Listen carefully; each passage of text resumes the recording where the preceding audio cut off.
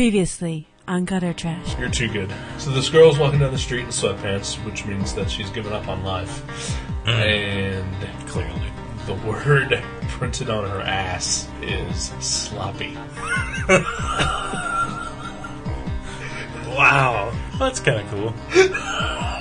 I mean, at least she kind of gets the look that she's got. Or she's saying she has a really sloppy ass, which is not the kind of thing you want to advertise. Yeah. Once I ate some Indian food and I got the spice level too high and I had a sloppy ass. Yeah, well, but I didn't write it on the back of my pants. Right. Well, maybe you did if you hadn't made it to the toilet. Yeah. Oh, nasty. They have his bed set up, where he dreamed about chicken. I'm not really glad he's dead. I'm glad that his art is no longer being published. You no longer have the will to put on a real pair of pants. Maybe Rico Suave, because I always used to masturbate to that video, but I hated the song. It's finger-licking blasphemy.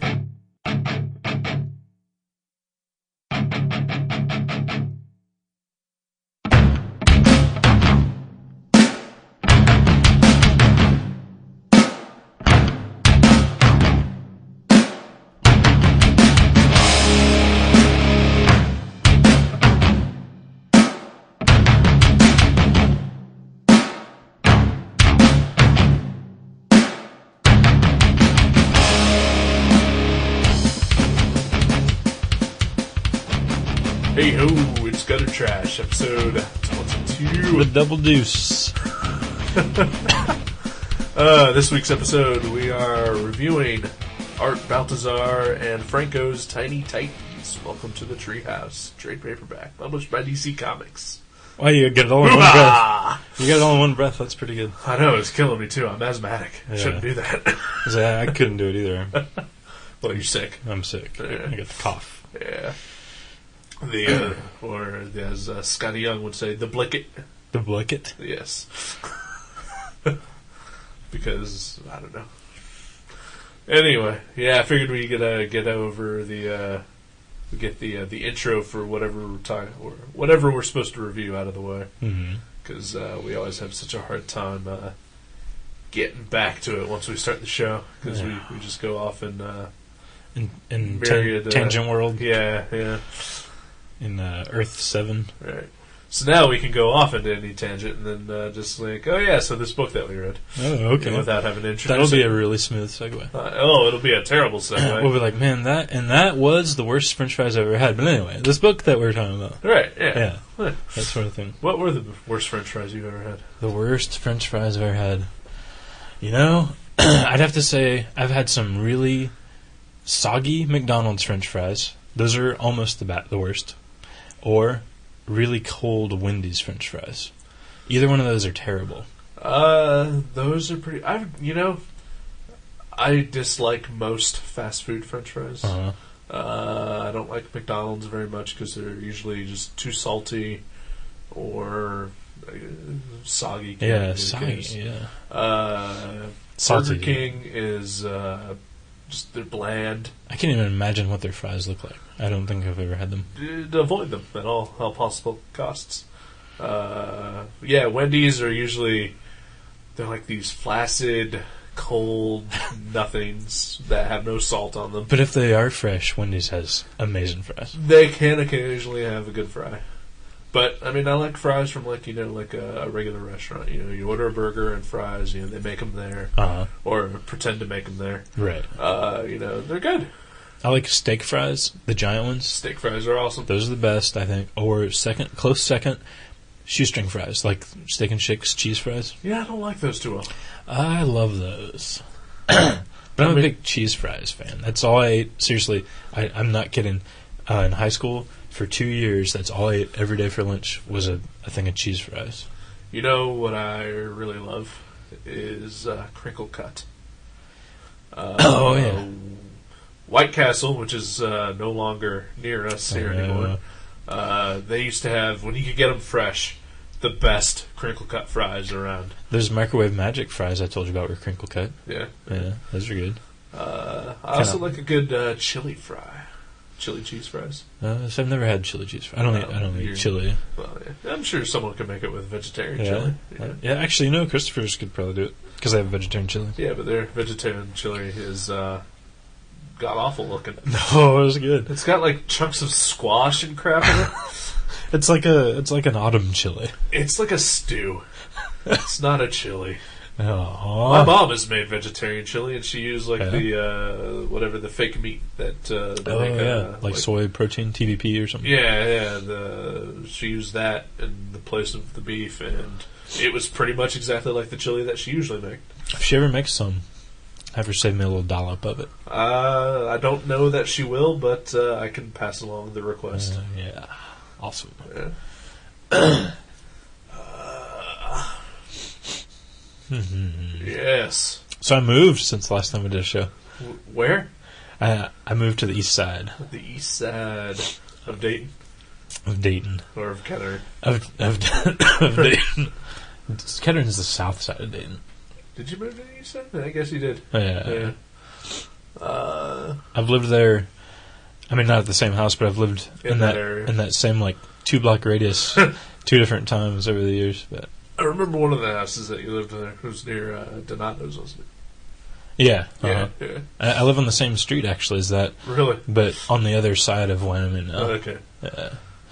So, are you closer to 35 then? Yeah, you can I'm a block away from Steve Whalen. Okay. That goes over to 35. Right. I've probably passed your house then numerous times this past week. Sweet. So usually, for some reason, certain days, when it's my week to drive, my coworker lives out on Salem Avenue. Uh-huh. So which for our non-Dayton listener is probably confusing. Yeah. But yeah, you know the place. Yeah, it's the ghetto. Lots of gunshots and crack files and yeah, there are. But it's an extra half hour west of here, so so when I come down 35, usually I get off on the Wilmington exit or Smithville exit. And certain days, like Mondays and Wednesdays, and depending on the day or depending on what time it is, sometimes Fridays, that 35 gets backed up to Steve Whalen exit. So I usually just take that if traffic's too bad. Detour through the back streets there and take Wyoming up through up by that elementary school. Yeah. Okay. The Catholic school. I don't know. That's a Catholic school. Is it St. Anthony? I don't know.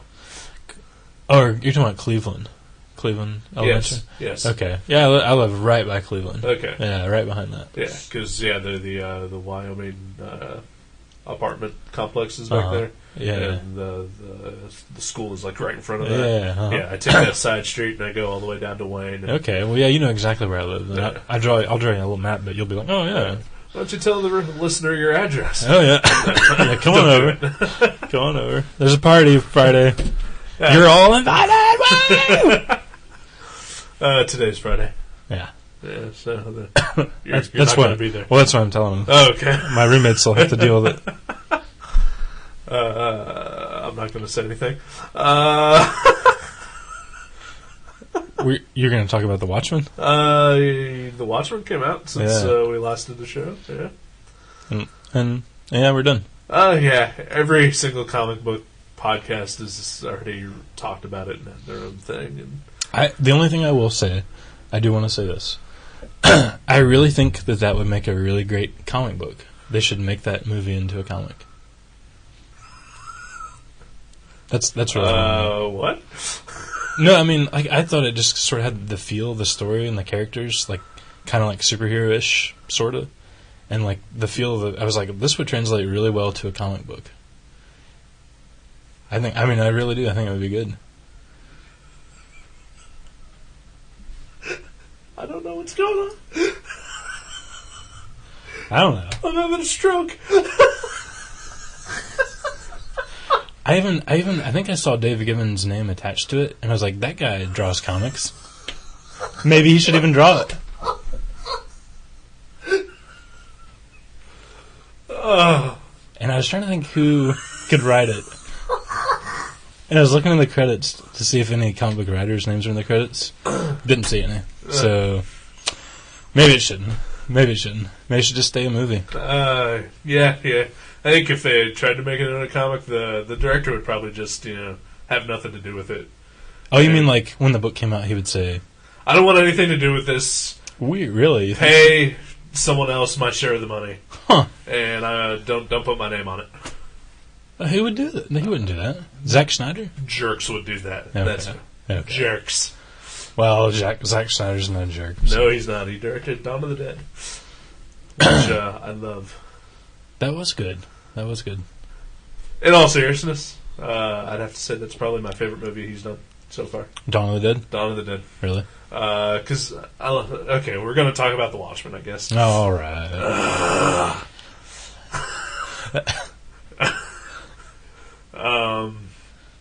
I didn't like 300 at all. I thought it was pretty to look at, but otherwise kind of dull.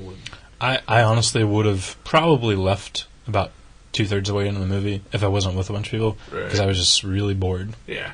I was really bored. I watched it on HBO or something at my parents' house. I was just bored out of my mind. But pretty to look at, visually. So, yeah, I agree. Not my thing though. I'm kind of too much of a wuss to just watch war for 2 hours.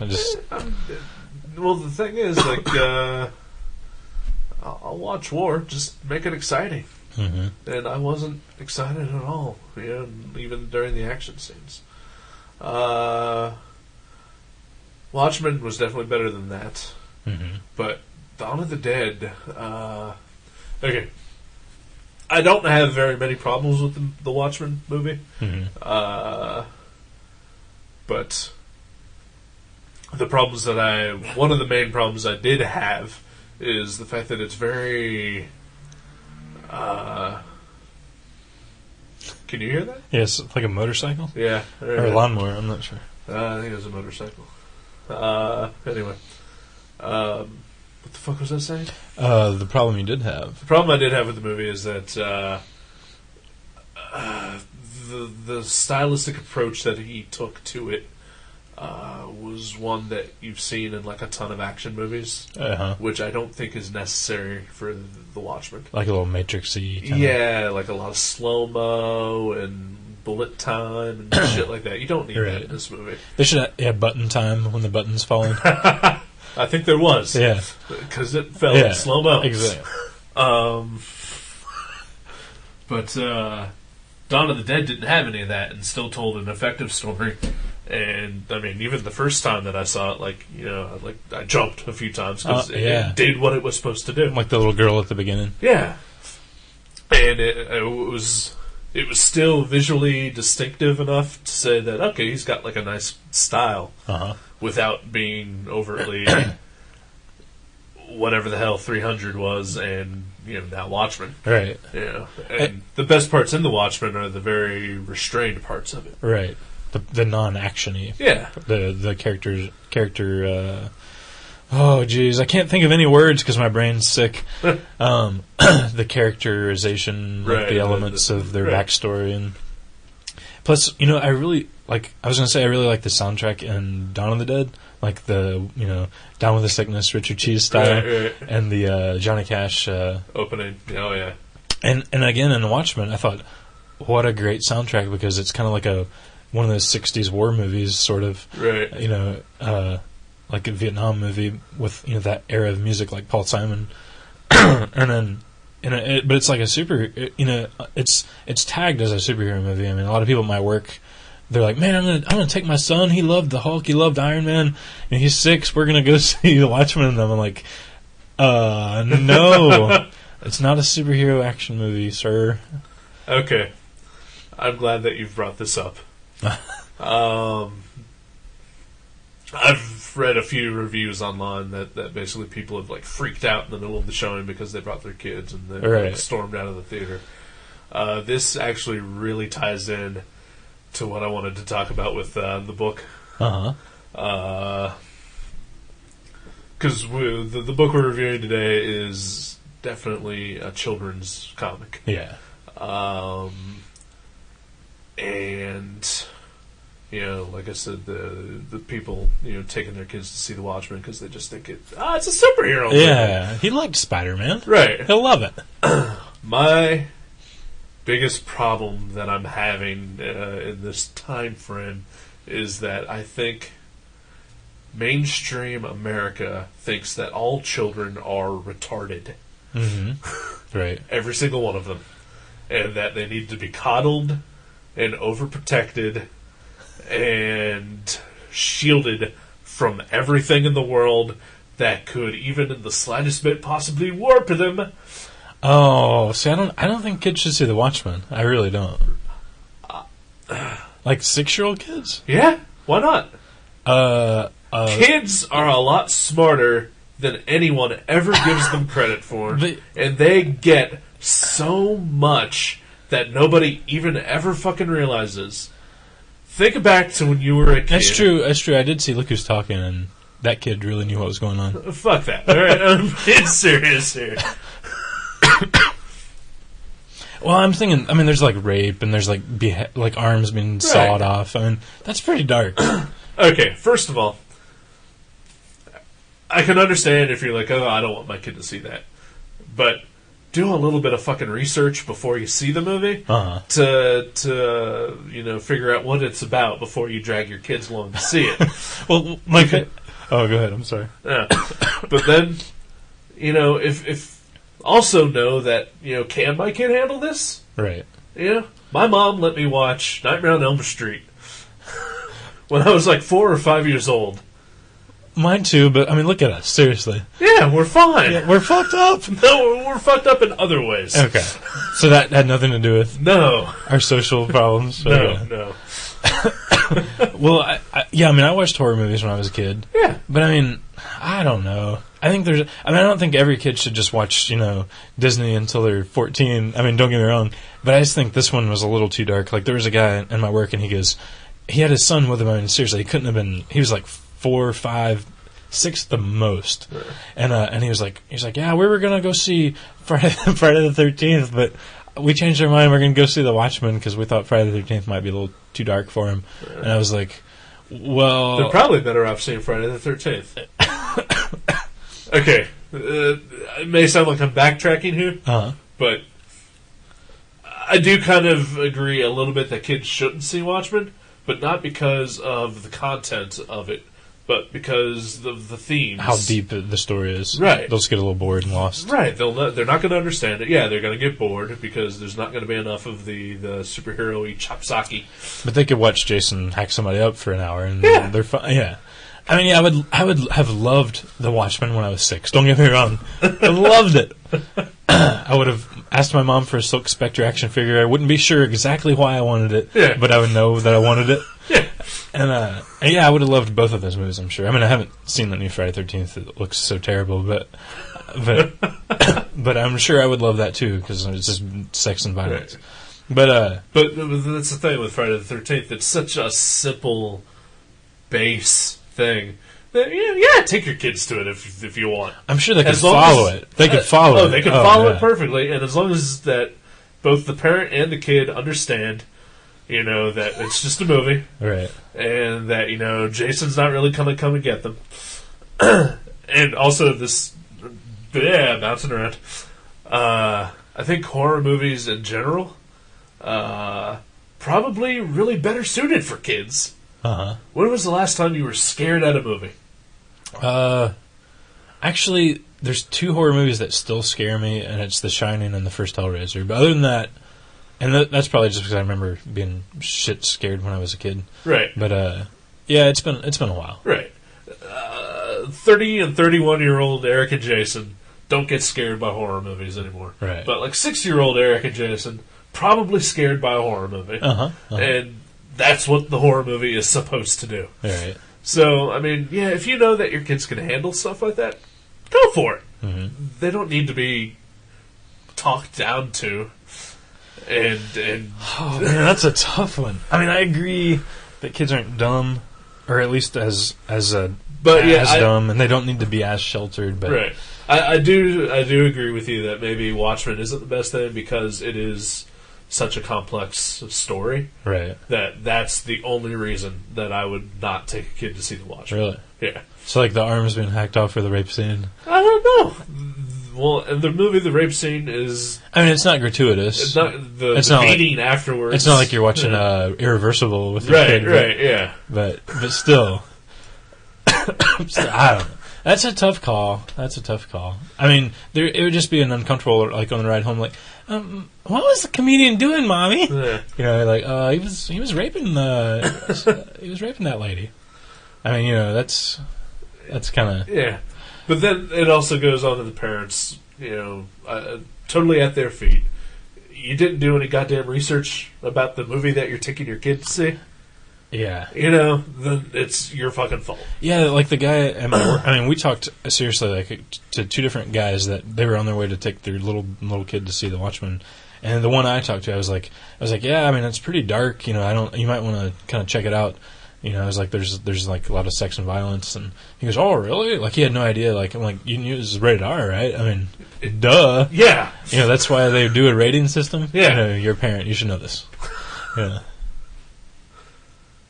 But yeah. I mean, yeah. I think we both are kind of fucked up people, but we're fucked up, but not because we watch horror movies, right? Yeah. Yeah. We just have other problems. A myriad of other problems. That for us to blame the problems that we do have on movies or comics or anything like that is... Or video games is... Irresponsible of us and the people who would encourage that kind of thought pattern. Right. You know? Yeah. I agree. So the Tiny Titans... Well, this does tie into what I want to talk about with the Tiny Titans. You said it's obviously for kids. It is written down for kids. And it comes down to, again, I gotta use us as an example when we were kids. Uh-huh. When we started reading comics, we were reading Spider-Man, Batman, Superman, whatever. Right. Excuse me. We read like the real stories of those characters and not the Marvel Adventures versions. Not the kiddie version of them. There were no kiddie versions. We just read X-Men. Right. And so now Marvel and DC are trying so desperately to get this young audience into comics while making their own main line of comics inaccessible to almost anyone who isn't already a comic fan. Yeah. They've got these specialized children's lines, which treats children as if they are retards. So wait a minute. So you think the Tiny Titans was like speaking down to the children? Yes. Really? Yes. I didn't get that at all. I really didn't. Okay. Full disclosure, opinion time. I thought it was good. Okay. I really enjoyed reading it. I thought it was funny. It was cute. It was darn cute. It was just incredibly cute, and I laughed out loud multiple times while reading it. Yeah, that's great. And I think Art Baltazar is incredibly talented, and I think he's doing a great job with this. But you hated it, no. But I think that any kid who, for whatever reason, would latch onto this, they don't want to read any of this stuff. They want to read about the real Robin and the real Teen Titans doing the real things that they do. Yeah. But I mean, this is kind of like the kids' version of this. Maybe this is like the stepping stone towards that. Don't you think? No. Because they should just make the Teen Titans accessible to all readers. Well, you know what this really reminded me of? A whole lot. I mean, like, a whole lot. Was when I was younger, I read the superhero books. I mean, I started out, I read Thor before I even knew how to spell Thor. Yeah. And Mjolnir? I still can't spell Mjolnir. I know there's a silent J in there somewhere, but that's all I know. But no, I was also at the same time. I also read Sad Sack, Hot Stuff, Richie Rich, Super Goof, and I loved all those books. And I've looked back on them recently. I even have a Richie Rich at my house, and I was looking at it before I read this. They're very similar. Like even like just the way the stories, because this is tons of short stories. This Tiny Titans book, it's not like, even though it's 6 issues, it's not like 6 stories. It's like 30 stories. Right. And a lot of these remind me quite a bit of like those old Harvey comics, like the Richie Rich and Hot Stuff and Casper. And see, I never read any of those when I was a kid. I think when I moved out, I think I found like a random Porky Pig comic or something like that. Right. But like I never had any of those, I never had any of those books that you generally think of. Oh, those are for kids. Yeah, I never like had Archie or any of those. I read Archie too. Yeah, I always had Marvel team ups, and Spider-Man, Detective Comics. Like I had a Detective comic when I was 4 years old. Right. It's got a guy who's had his face torn off. Yeah. And Batman is like crucified on the cover. I was 4 years old. What's wrong with that? Like Harvey Bullock is like being investigated for corruption, and right. Gene Colan drew it. That's pretty dark right there. Well, but it was like I still have that comic.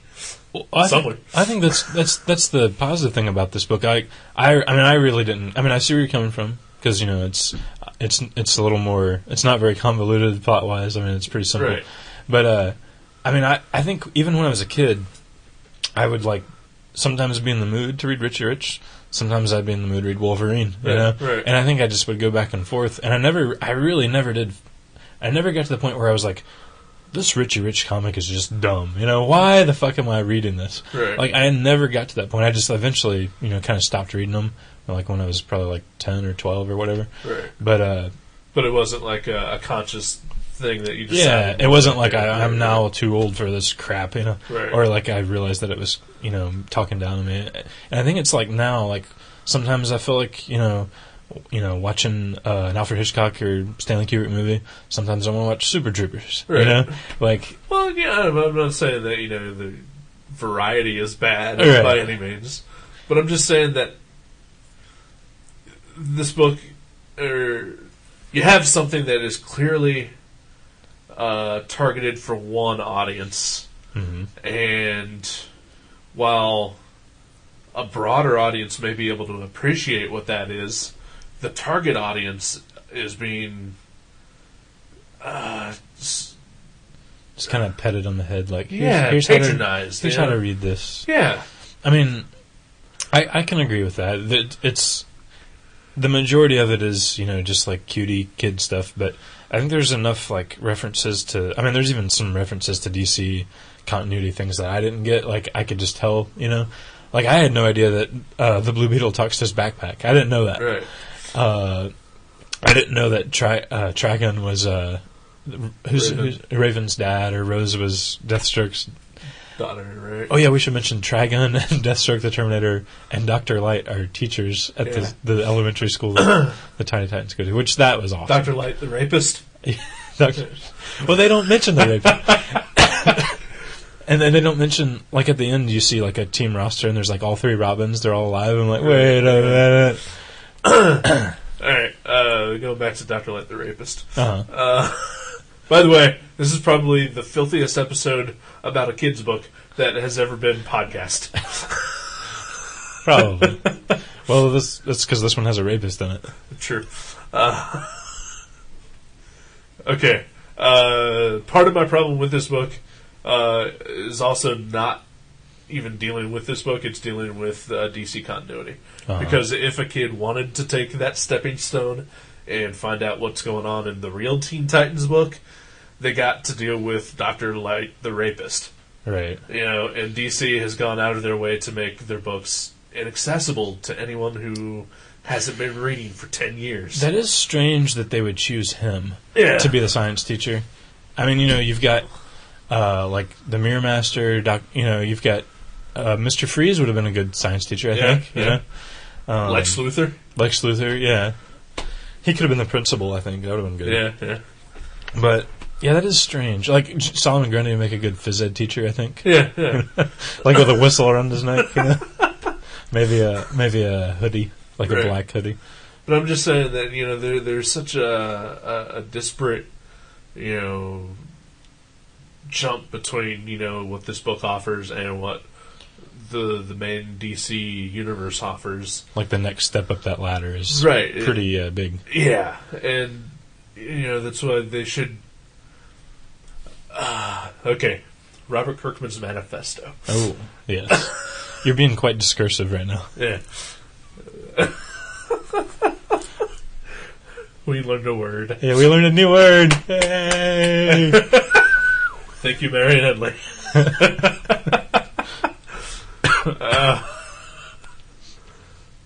What? Robert Kirkman's manifesto.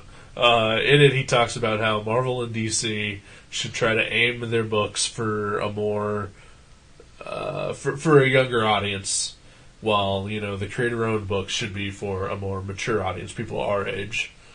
And I tend to agree with him on that. Really? Yeah. I think that, because and he's pointed out, and I've heard Mike Norton talk about it before, that, kids don't want to read the kid comics. They want to read the real comics. Yeah, they can tell when they don't really have they've got the fool's gold. Right.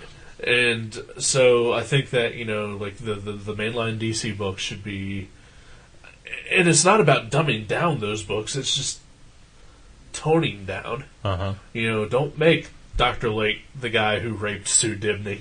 Right. Just have him be a villain with light powers. It's superheroes. Right. And even though we've just been talking about the Watchmen is a special case where it's like its own standalone thing. Right. It's not like they appear in Superman comics. Right. And they would be like, who's that? I want to read more about that. I love that schlong. Giant blue penis. Thumbs up. I'll get back to that. Okay, all right.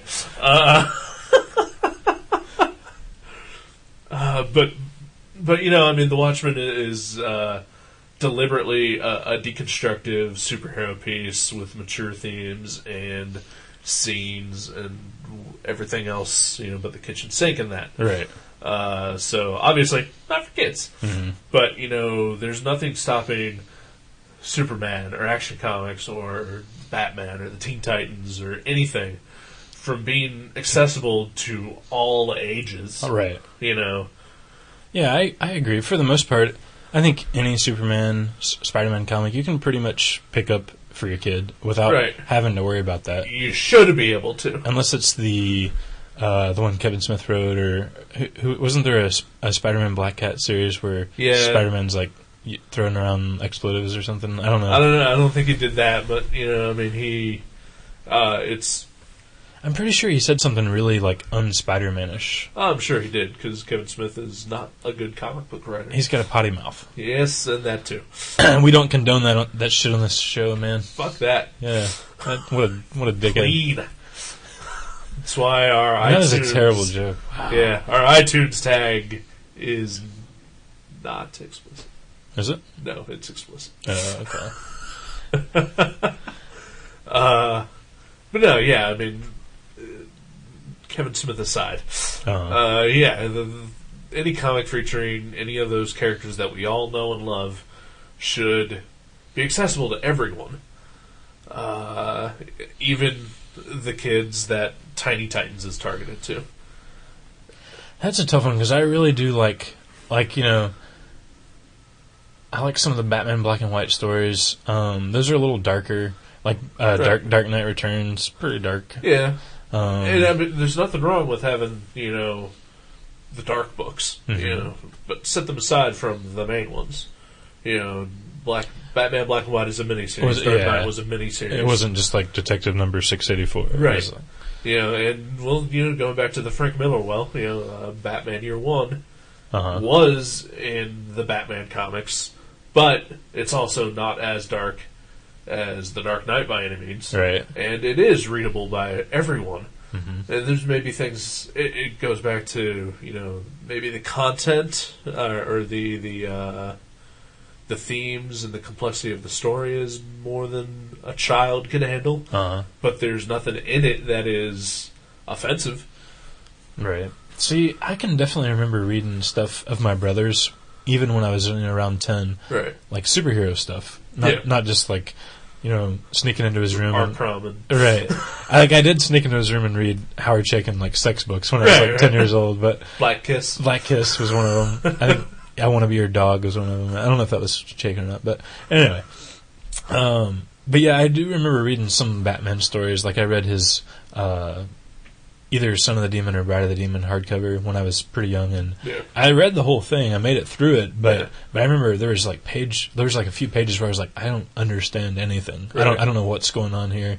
I think I might be too young to be reading this, but I was like, oh, there's a fight scene 2 pages away. I'll just keep reading, and I read it all.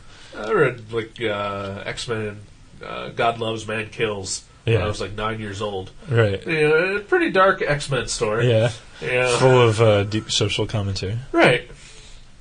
But, maybe there's something that I didn't get in the reading, but, otherwise, it was perfectly fine for me to read. Uh-huh. Like you just kind of glossed over the points that got a little too convoluted. Too much or too convoluted or whatever, which Chris Claremont makes everything convoluted. Yes. Quantum. What's the word he used in the X-Men? The quantum astro calamities or something. I don't know. I have no idea. You're like, what? Come on, Chris. All I knew is that there was a caption, a narrative caption, and then a thought bubble and a dialogue balloon all saying the same things that the art was doing. And then like an editor's note too. Right. He's referring to in last issue. Okay, right. So you hated the book. I did not hate the book. No, for what it is actually pretty good. And it is enjoyable on a very basic level. Like, there's definitely no deep thought in it. There's no deep thoughts, but I did notice a couple things, like little, like, hey, grown-ups, get it? Like a Fight Club reference. There was a Fight Club reference. Right, like the first rule of Tree Club. We don't talk about Tree Club or whatever. And there's a couple of things like that where I was like, okay, they're doing that thing where a parent is sitting through an hour of a Disney movie and then he finally gets to laugh once. Right. Like it's one of those kind of things. But I think it was good. I think kids. I mean, we do sell them to kids, but we also sell them to some 30-year-old dudes that just love the Titans. Right. And Joji's one of them. Yeah, he's a big fan. But I think it was a really good book. Can we pause here for a second? Uh-huh. I'm sorry if I have insulted Joji at all in my ranty state. Oh. Not that he listens. He doesn't listen to podcasts. Because he doesn't. I've been trying to get him to listen to Tom vs. Flash for like 6 months. So. He would love it. He definitely would. He's as much, if not maybe bigger, Flash fan than Tom is. Oh, yeah. Yeah. Biggest Flash fan I ever met. So, he would love that. And, he's our friend. He could throw us a bone and listen to this show once in a while. Yeah. And, I've been buying toys off of him for the past 3 months. Come on, Joe. God damn it. It's funny because you're trying to get him to listen to the show by telling him on the show. Yeah. So if he hears the insult, he's already listened to it. Well, I'll burn this to a CD. Give it to him the next time you see him. Okay. And say, here, just goddamn listen to this. Well, and he'll hear my impassioned plea for him to listen as I insult him at the same time. Perfect. I'm sorry, Joe. But listen, you should. You're afraid, goddammit. Anyway. Okay. Tiny Titans. I will say about this book, I like it a lot. Better than I thought I would, actually, because I thought it might. I was fearing what you were saying, that I would just be like, oh my god, I'm just trudging through this kids crap. Right. But I actually thought it was a lot of fun, and it reminded me so much of those old kids comics that I was kind of like, oh wow, that's it's kind of like even it's on newsprint. Yeah, it is on newsprint. I loved that. I know you do. It's slightly better newsprint than. It's better than the newsprint I use. Yes. For my comics, but yeah. It is a good paper. It's thick. It's not glossy, which I love. I hate glossy paper. I think my favorite part about this book was the scene where I think it was Aqualad and Robin and I don't know, Beast Boy or something else. They dress up in a Batman suit and go talk to the Commissioner Gordon.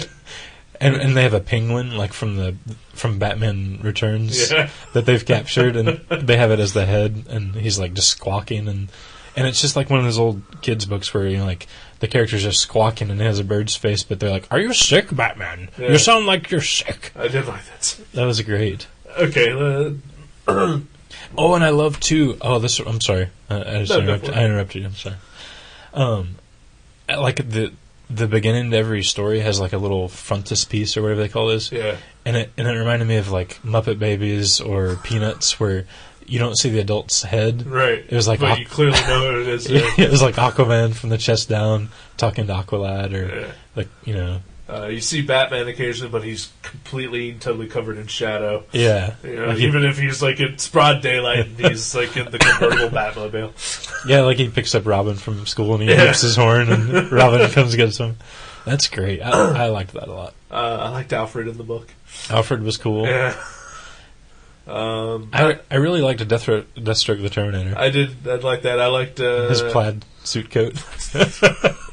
I did like Tragan as the substitute. Yeah. Especially there's the scene where he's making breakfast for Raven, and he's got the pancakes with the smiley face on them. I do not hate this book. No, I know you didn't hate it. It's really cute and it's really funny. It's got games. I did the games. I like at first, like I remember the first time I got to one, it was like, find all these fishes, and there's like, or fish, I guess that's the proper English. Yes. And the King's English. There was like, one crab and 4 seahorses or something. And I was like, that's cute. And I turned the page and I was like, I'm gonna do it. And I turned back and I like found them all, and then like. I followed the maze. I forget which one it was. I was like, help Beast Boy find his dog. Yes, that's the one. I did that. And the other one that I did, this one was actually a little harder, was there's a scene where Blue Beetle's talking to his backpack and it's speaking in like some hieroglyphs. Right. And at the end of the story, it said Blue Beetle's backpack. Oh, the code. Yeah. It like gave it all out in code, and I was like, I'm gonna decode it all, and I decoded all of it and read it. And there's nothing like weird or it's just basically what you would think it would say. There's no like creepy, strange message or anything. Right. But yeah, that was fun. You're like decoding messages and doing mazes, and that's cool. And Ecstatics, the Peter Milligan, Mike Allred book. The font that Dupe speaks in is like a real font, and if you can decode his speech. Really? Yes. I didn't know that. I spent an hour once decoding a panel. Wow. It wasn't really worth it. He just says, like, I'll be right back. He said something about gin. The drink. Right. Booze. But, yeah. I might have to do that because, Dupe's awesome. Yeah. But, I didn't hate the book. I thought it was funny. I did laugh out loud multiple times. Just like I said, It really does seem to be writing down to kids, though. Really? I think kids are a lot smarter than this book wants to pretend they are. I honestly just didn't get the feeling that it was dumbing it down, but I do think kids are capable of reading more than this. I just think that they could also read this and not feel insulted. But, and it even reminded me of, like I've said 20 times already, of being a kid. Like, even so much to the point where I read the whole thing in one sitting, and when I was done, I went and took a nap. But that's probably because I'm sick, No. I've been kind of ran down, but I did just. I felt like a little kid. It was fun. I had a good time. It makes me want to read about because the only other Titans thing I've read, it makes me want to read more Titan stuff, is Titans Year 1 that came out last year. Or see, now that I would think would be perfect for what I'm talking about. It was incredibly enjoyable. Yeah. But there's nothing about it that you can't give it to like a 5-year-old. Yeah, I'd agree. Yeah, I think that was, to me, it seems like that's what a kid's geared Teen Titans book should be. It's what real Teen Titans should have been. But look how manga and cutie this is. Like, it's very cute. There's a lot of I'd say there's a lot of 15 to 20-year-old kids that shop at my work that read the cutesy manga, like the manga that you're like, you're over 6 and you're reading this. Right. Like, I think kids are capable of liking the cute and liking the Jason Friday the 13th. But I think that's a good I hadn't really thought about what you were saying, so I kind of got something from your review there. I appreciate it. I'm coming more closer to your side than I was previously. Okay. You still hated the book, though. I still hated this. Fuck Art Baltazar. Especially Franco. Especially Franco. One name. Fuck you. Who reads Patrick the Wolf Boy? Nah, I do.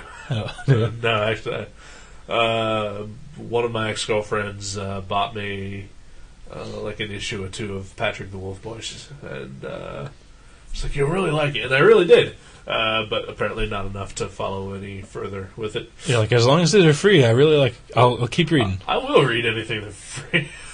Was that geared more towards an older audience? I think so. Was it? I don't know. I mean, it's slave labor, but it had like a very similar art style. Like the art style is pretty much the same. Yeah. Uh-huh. But no, yeah, it may have. It's been years, like 9 years since I read it. But there was because slave labor has like a separate imprint for all ages. I don't know if it was through that or through slave labor proper. Oh, okay. It definitely wasn't on par with Johnny the Homicidal Maniac or anything like that. Yeah, it was, which is also a kid's book if you're thinking about buying it for your kids. Like, pick it up. That and Faust, they'll love it. Oh yeah, Faust is great. I did have an issue of Faust, the first issue. I don't know what year that came out, but I swear it must have been like 10, 11. Yeah. My brother bought it for me because I was like, I love that guy's art. Buy it for me. And he's like, all right. Sure, someone gets his penis shot off on the second page on the splash page, but that's fine. Yeah. When I was younger, I read books that I probably shouldn't have been, but And again, we're both fucked up. Yeah, we are. But for it is the comics. It is. Fuck! Burn them! Wortham was right! I'm going to send some anthrax to CBLDF tomorrow. Good, you should. Yeah. All right, let's take a break. And we'll be back. I really don't know what I'm doing when I do this shit anymore.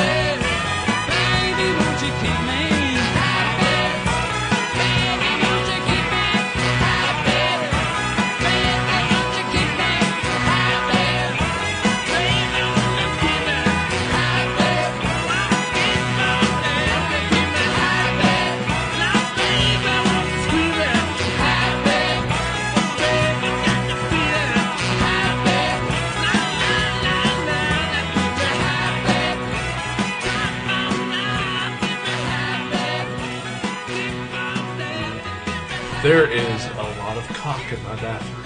Really? Yeah. More so than More so than usual. Like, are you talking about chickens? No. Like penis? Like Dr. Manhattan penis? Oh, yeah! Oh, no. I completely forgot about this. Okay, this might be a small rant. Go for it. I'm Go sorry. for it. Okay, America, I'm talking to you right now. Pull your fucking head out of your ass, you homophobic douchebags. If there was a naked lady in a movie, for more than 10 seconds, that's all you'd hear about how cool it was, and she was walking around naked, and you got to see her areolas, and I went home and beat off 12 times.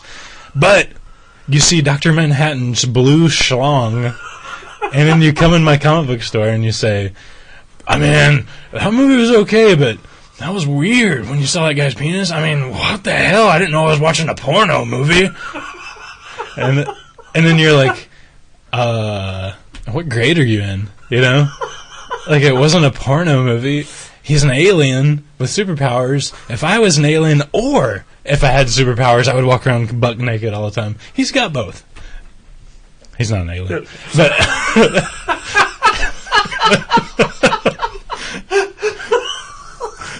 but it serves the story well. People are fucking idiots, and they're so homophobic that, like the arms being ripped off, they're like, yeah, I mean, I took my kid to see it, but I didn't know there was going to be a penis. I knew that people's arms were going to get sawed off and he was going to rape that bitch, but shit, man, I didn't know that you can see somebody's dick. So, fuck you all, you're idiots. It's just a penis. We've all got one, or, some of us do. The males in the audience. The non-eunuchs. Yeah, and the non-eunuchs, and perhaps some of the transgendered listeners. Or transgendered listeners. Or, like, construction workers with really poor safety precautions. Right. There's different people that don't have penises, but my point being, those of us who have penises. What is wrong with people? It's not even sex. It's a fucking piece of your body. Yeah. It's not like the thing is erect. Yeah. And the movie's in 3D. Yeah. That would be different. That would be awesome. But that would be different. But speaking as a heterosexual male who is not offended by the nude form, grow the fuck up. Right. That's all I'm saying. Not only that, but, it's also not a real dude. Yeah. CGI cock. Yeah. CGIC, if you will. There's CGC. Oh, that's a grading company. Oh, cancel my grading store? Yes. I forgot about this. This is the highlight of my week. If you follow the show, you may or may not know that we do another blog called it's the Fantastic Four Project, which is at fan409.blogspot.com. Yes. And I'm having all these cartoonists who I love recreate a page each of this issue of Fantastic Four that was originally done by Stan Lee and Jack Kirby in the 60s. It's number 9 with Namor. It was an awesome issue. It's really good. You should read it. But I'm having all these people recreate them, and I was like, I want to actually own this book. I want to own a copy because all I have is the Marvel Masterworks with it in it. Right. And the Essential. I've got both. Yeah. I'm that big of a nerd. And so I was like, I found this guy who's like, he goes to all these shows and things. He's kind of like a... He's a collector. He's a collector. I'm trying to think of like a character from a movie that this guy would be like. Like he just... Buffalo Bill from Silence of the Lambs. He's kind of like that. No? He just like, he's kind of a scavenger. He goes around everywhere and he like deals with all these people. He's kind of like, like the wormy, like, he's cool. I like the guy. I'm not wormy in a good way. Right. But he worms his way into deals. But I was like, if you can find me a Fantastic Four number 9 and VG minus, G to VG, I'll buy it from you for, like over street value. Yeah. Wow, that was the dorkiest line I've said all of that. And he was like, yeah, I can do it. And like, I swear, a week later, he has a copy. And he's like, I've got a copy. I'll just bring it in the store. It's $150. So I'm like, that's a lot of money, but I really want it, and it's worth $207 in VG. So I'm like, okay, I'll take it. Unbeknownst to me, he brings in a graded copy. It's slabbed. It's a 3.5, which is VG minus. And he's like, yeah, $150. And I was like, yes. And I gave him $150. And then I cracked it open. I had him. He like poked it with a knife to help me get it started. He's like, I didn't know you were gonna open it. And he pokes it with a knife, and like it gets this little tear in the side of it. And then I swear, like pulling that thing apart, it was like that, and like the night I lost my virginity. Those 2 nights were so similar in nature. I just popped that fucker open. I'm talking about the comic. I'm talking about the comic here. But it was such a good feeling to crack this comic, this piece of art that you're meant to read. You're meant to view the entirety of this thing, not just the covers, not just the little strip of paper that says, you bought a comic that's worth a lot of money. So, yeah, I got to crack that fucker open. You were there. My friend, I think Pat was there. Pat was there. Wheeler was there. It was funny that we were all there, too, because you just happened to show up and this guy delivered it. I was like, I even remember when you came in, I was like, today I'm going to get this copy of Fantastic Four #9. I was stoked. Yeah. And then it just happened to, while you were there, he came by in the store. And, yeah, but anyway, if you ever get the chance to pop a CGC comic out, it's so much fun just to release it and throw away the... I could hear the joy in the plastic breaking open from that thing. You could hear the joy in my pants, probably. Yes, that too. Yeah. It was, I was satisfied just watching it happen. Yeah. I was like, wow, that's awesome. I mean, I can understand if it gets down to the point where there's like just a couple of copies left. I think me and Pat were talking about this. He said, like, yeah, if there's like, one Action Comics #1 left, or there's like 10 of them in the world, okay, you want to slab it so it's it doesn't disintegrate. But I mean, like, I cannot understand why people are slabbing all these books. Like, even the most surprising to me was when Cerebus 300 came out. Dave Sim was selling slabbed Cerebus 300s. And like, not that, I agree with everything that man does. I mean, he's pretty loopy. I love him. But you agree with 99.9% of everything. I agree with like 99%. Yeah, I do. And that was one thing I was like, why are you slabbing your comics? That is weird. Yeah. That doesn't make any sense to me. Well, the man's got to make a buck. Yeah, that's true. And that was the end of his career at that point, so... There's always Glamour Puss. Insert cricket sound here. We sell 3 copies of that. 2 of them to you. 2 of them to me. No, you buy the regular and the variant. The zombie variant. Yeah, so I slab them. Yeah. No, but one of the guys, one of the 33% of our fan base for Glamour Puss at Mavericks, just crossed it off his card last week. So now we sell 2. But yeah, that was fun. That was really fun. And that reminds me, while you were there, I forgot to tell you because I was so excited about that. I did get to look. You told me to look at Razor Uncut #31. Oh yes. Do you want to tell this story? One of my many trips to Mavericks, I was hanging out behind the counter like I'm not supposed to. Right. And as many do. Yeah, and just flipping through.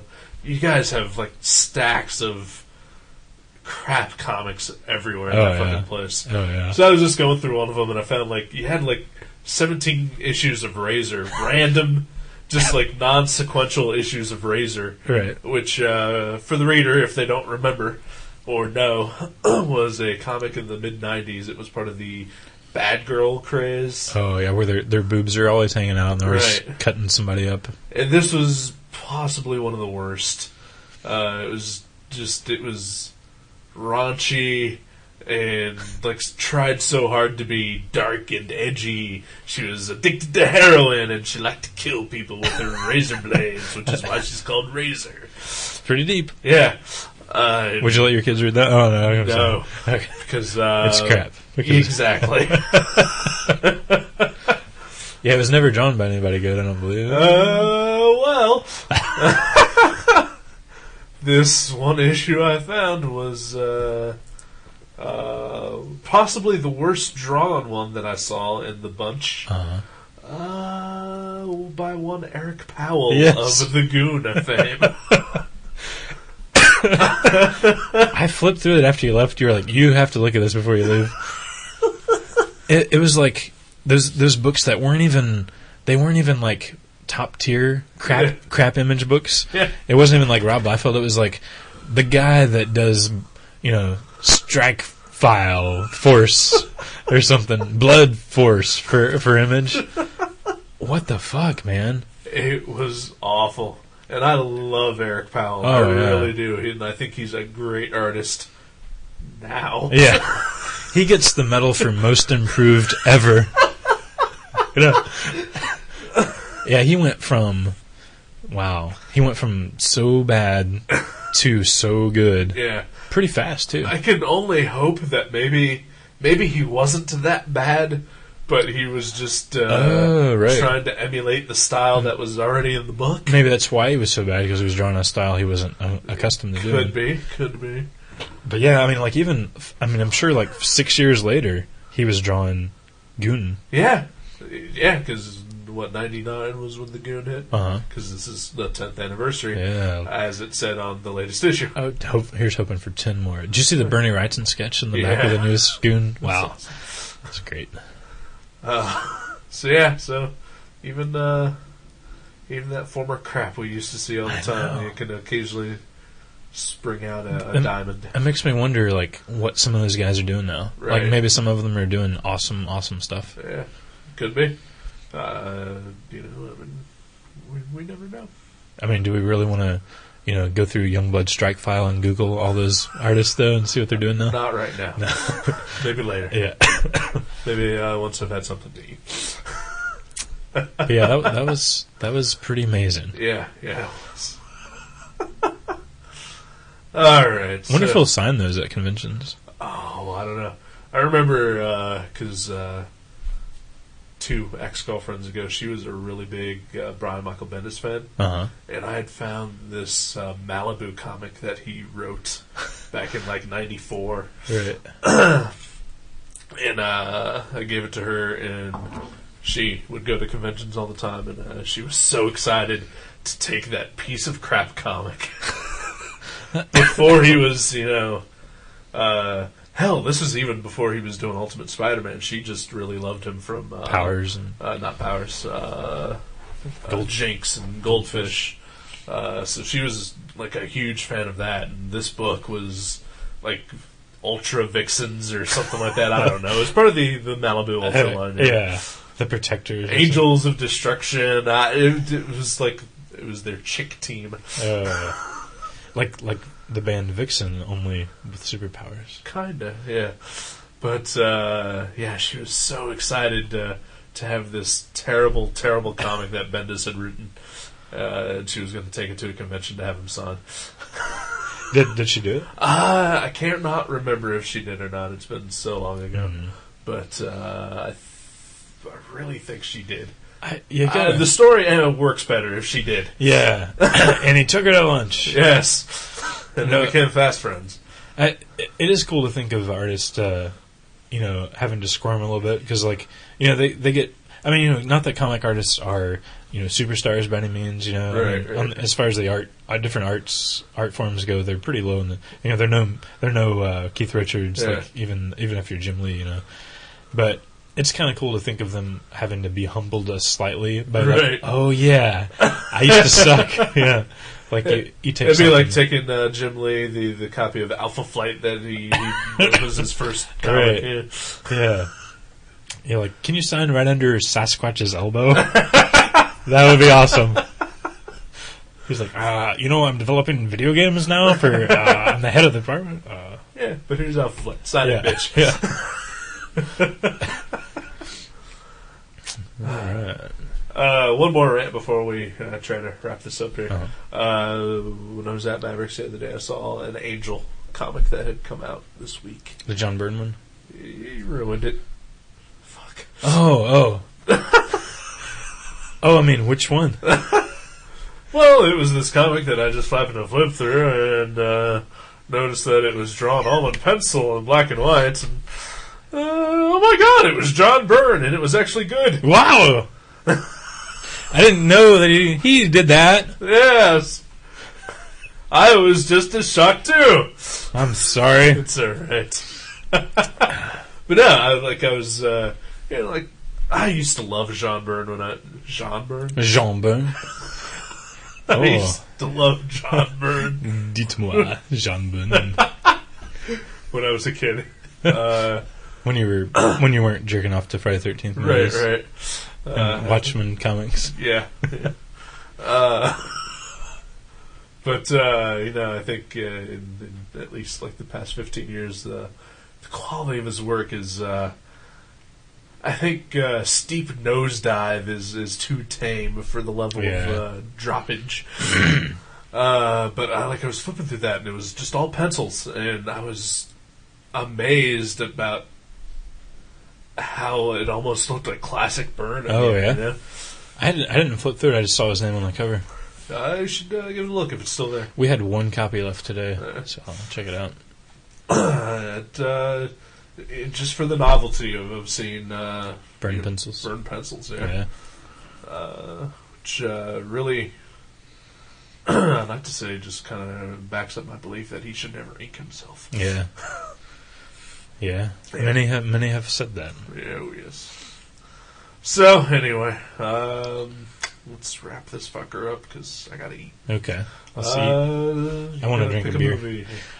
Okay. Well, I had trouble finding the name of this movie, and then I eventually told you because we I don't know if anyone knows if they think that we're keeping a secret. Like, wink, wink. You don't know the name of the movie I'm going to pick. Wink, wink. I mean, we really don't. We just kind of pick them. Yeah. But so I hate it when I have to tell you beforehand because But like this one. Well, in a previous episode, you were going to pick this. Yeah. And I think you even talked about it then on the show. And I couldn't remember the name of it. I thought it was called Season 7. Right. But it's actually called Series 7. Right. So it's like it's like an action movie. So we're gonna watch an action movie. Sweet. Series 7. Yeah, because you couldn't remember the name of it, so what the hell did you wind up picking instead? Shoot 'em up.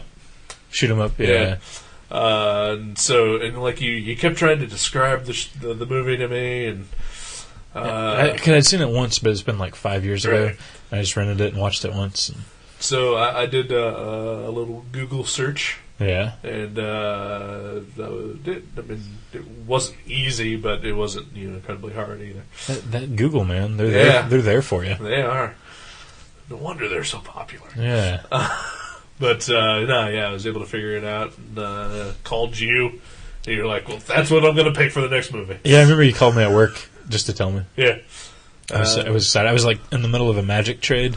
I was trading well, we could give Hornswoggled Behemoth. Hold on, the phone's for me. But I'm glad you figured it out. It's called Series 7. Yep. And I won't say anything about. I don't need to say anything about it, do I? No. Okay. Well, cool. So that's why we're going to talk about it next week. Yeah. Whatever. It's on my Netflix queue. It's on the top of my list, but I haven't gotten it. I probably won't get it till next week. Well, that's cool. I do got it, so we will watch it whenever it comes. Well, hot damn. Hot damn indeed. Are you hungry yet? I'm hungry for beer. I could go for beer too. But, right. I could eat a snack. I could eat an appetizer-ish sized thing. Well, then let's get the fuck out of here. All right. See you, kids. Go read Tiny Titans when you're not jerking off.